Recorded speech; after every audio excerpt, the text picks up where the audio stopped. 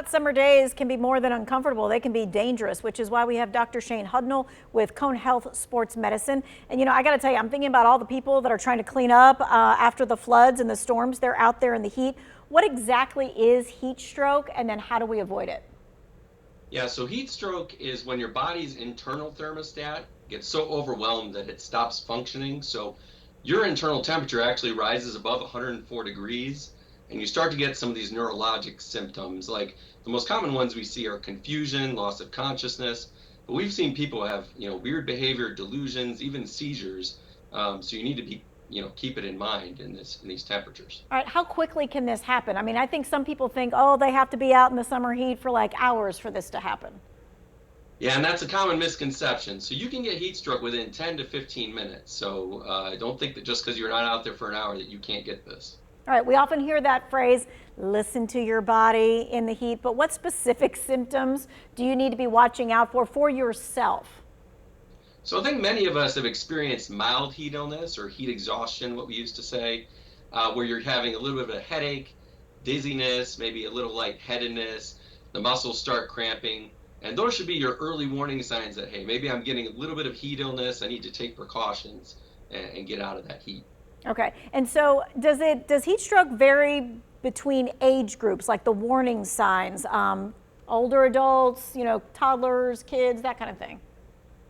So the symptoms are the same, but as you can imagine, some of our younger patients, younger kids, don't verbalize them quite as well. So they may still have a headache or dizziness or nausea, but they may just say, I don't feel right, or you may actually just notice that they're not playing the way that they usually do, or they're slowing down and, it's 95 degrees outside, maybe I need to get them out of the heat. I think people think that they would recognize heat stroke because like just the face would flush, but that's not always the case.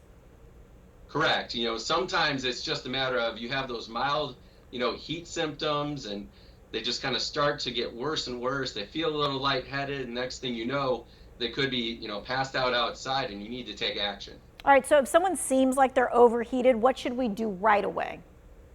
So the first thing ideally would be to get them into an air-conditioned environment, get them into a house.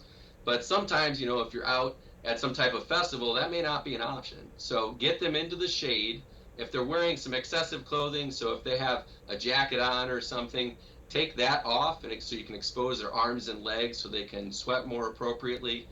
If you have access to fans or anything to cool them, wave at them. Ice packs would be great to put, in the neck, in the armpits, anywhere to kind of cool them off as quickly as possible.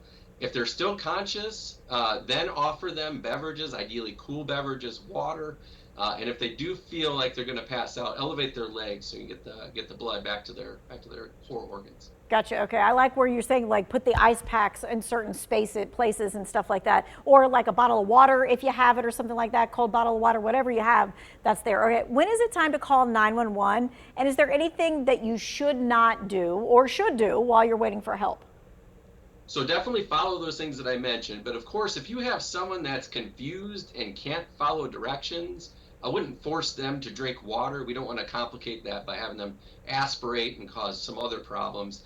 But yeah, you just want to make sure that you're taking the precautions. If you notice this person seems like they're a little bit confused, they're not acting right, they feel like they're going to pass out any second, call 911 before it gets to be too much of a problem. Talking about like what the symptoms are of heat stroke and how to recognize it in yourself as well as other people. What about medications? How can they increase your risk of illness? So there's a couple of different classes of medicines we think about. So blood pressure medicines very commonly are associated with an increased risk of heat illness. So you have some medicines like diuretics that the way that they work is they can increase your risk of dehydration, which is a major risk factor for heat illness. And then other ones like beta blockers. So if you're on carvedilol or metoprolol, those ones actually decrease your body's ability to sweat. And in a similar way, some allergy medicines like Sudafed and Benadryl, the same thing. We need the sweating to cool ourselves off in this heat, and those medicines can impair your ability to do that. Okay, gotcha.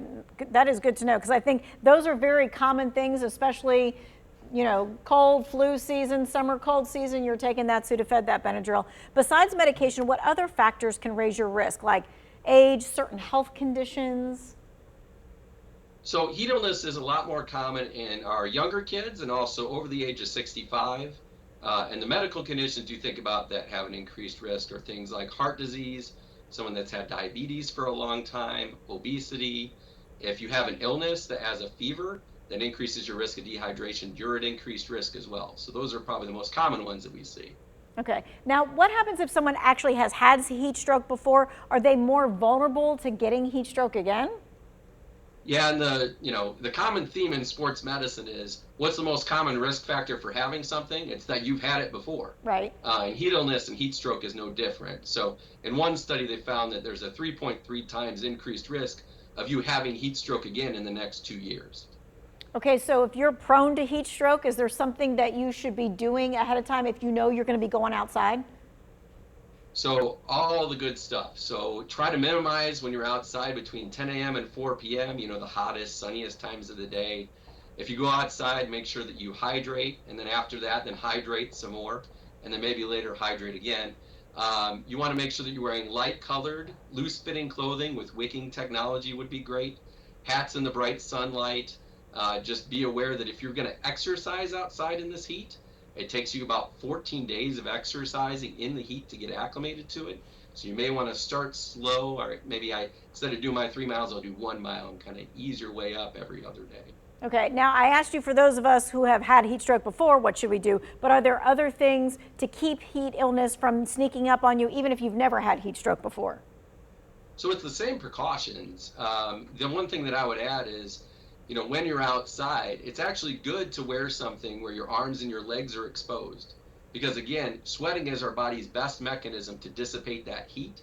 So wearing something like a t-shirt and shorts ensures that we can give off that heat in this humidity, even when it's that bad outside. All right, you keep saying the word hydration. When you say hydration, I think water. When you say hydration, my husband thinks Diet Mountain Dew. So let's talk about what we're talking about really for hydration. Well, it's not Diet Mountain Dew. It's not a different diet soda. It is water. I mean, water is the most important. Now, if you're going to be outside for more than an hour, that's when you think maybe electrolytes, something with that, something with carbohydrates come into play. But other than that, water is our friend. That is your best bet, best go-to. Try to avoid things that have caffeine and alcohol because those may increase your risk of dehydration. All right, and we've got like about a minute left. Final thoughts on staying safe in this summer heat. So I think the best thing you can do is just know what we talked about, what the signs of heat illness are. Recognize that if you're getting a headache, if you're outside, dizzy, feel lightheaded, muscles are cramping, don't stick it out and stay outside. Because again, heat illness, heat stroke can occur just within 15 minutes. Go indoors, make sure that you're drinking plenty of water, get a fan on you, something. Stay cool as much as you can. All right, we appreciate your time and your expertise. If you missed any of this, maybe you need to send it to someone. It's going to be in the to your well-being section of our website. We'll be right back.